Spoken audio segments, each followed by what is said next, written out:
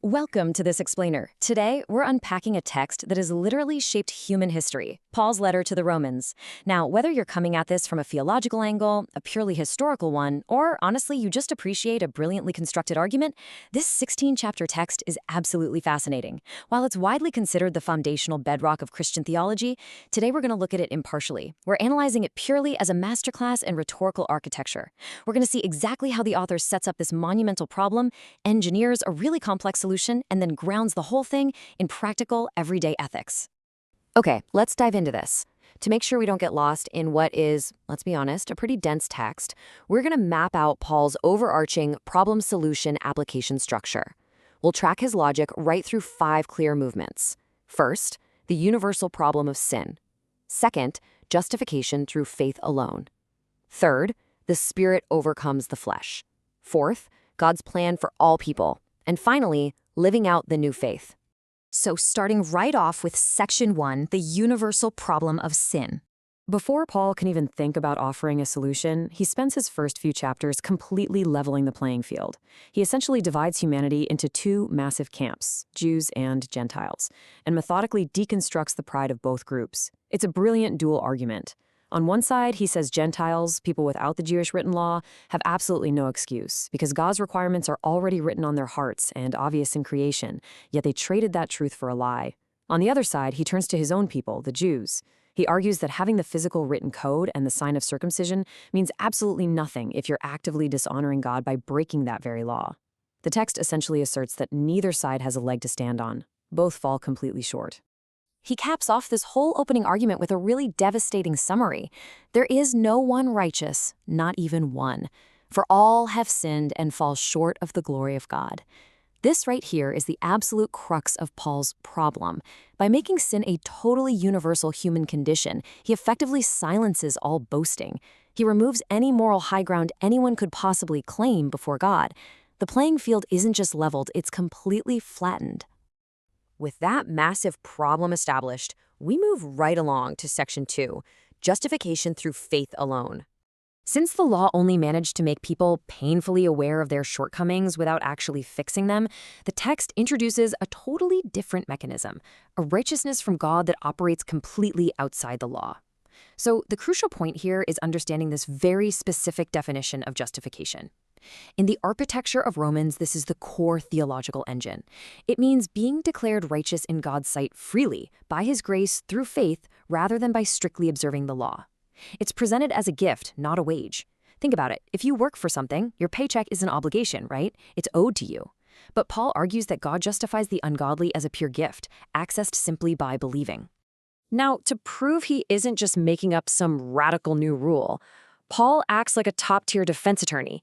He brings out the ultimate historical case study, Abraham, the patriarch of the Jewish faith. He points to a very specific chronological fact from the ancient scriptures. Abraham believed God, and it was credited to him as righteousness way before he was ever circumcised or given the law. The faith came first. Therefore, Paul argues Abraham is actually the father of all who believe, regardless of whether they follow the written law or not. Then he scales this argument way up, from the historical right up to the cosmic. He draws this sweeping, grand contrast between Adam and Jesus Christ. The text argues that just as one man's trespass, Adam's original sin, brought condemnation and death to everyone, well, one man's act of righteousness, Christ's sacrifice, brings justification and life to everyone. It's this powerful concept of overpowered grace, the idea that the grace provided through Christ drastically and completely overpowers the ruin caused by Adam. So what does this actually mean for the reader's everyday life?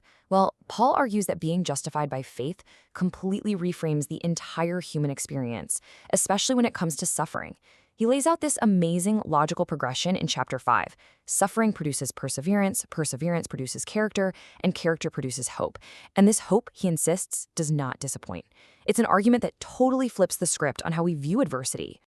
But of course, it's not all smooth sailing. That brings us to Section 3. The Spirit overcomes the flesh.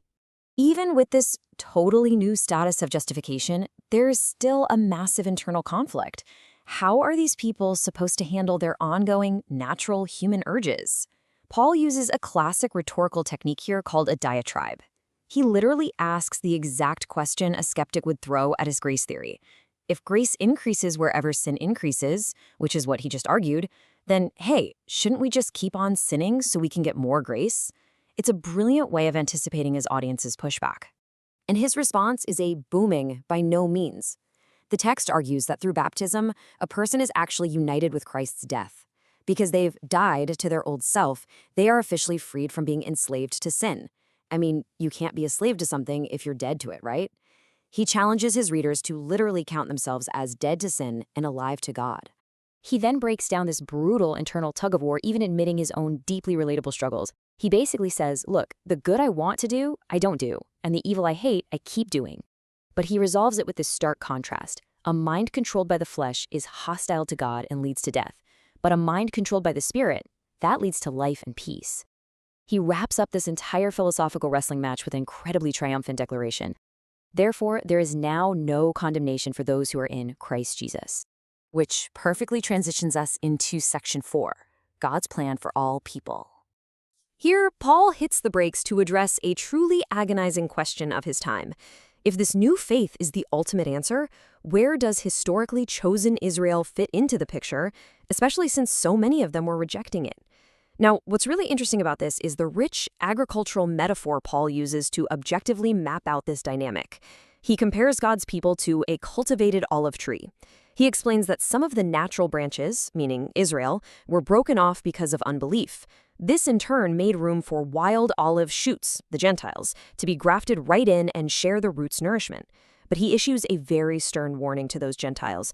Do not get arrogant. You don't support the root supports you. It's a masterful way of arguing for God's sovereign mercy while keeping the newer Gentile believers completely humble. Finally, we reach our last stop, Section 5, Living Out the New Faith.